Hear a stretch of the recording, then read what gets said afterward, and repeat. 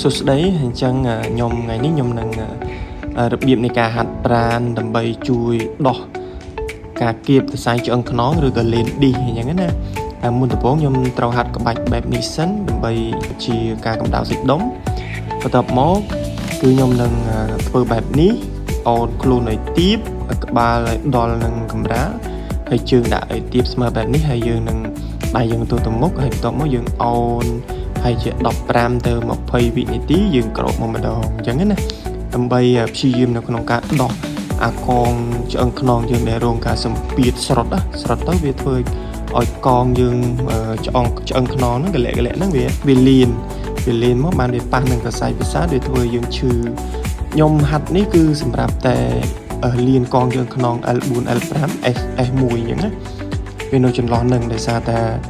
ខ្ញុំគៀបសរសៃឆ្អឹងខ្នងហើយខ្ញុំហាត់ជាង 3-4 ខែហើយ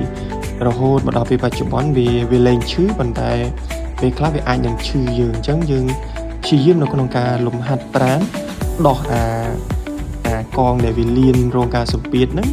អញ្ចឹងយើងលឹងហាត់ប្រាណរៀងរាល់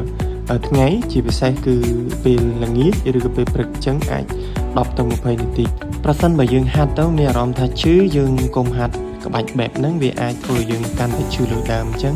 យើងអាចសម្រាកវាអញ្ចឹងណា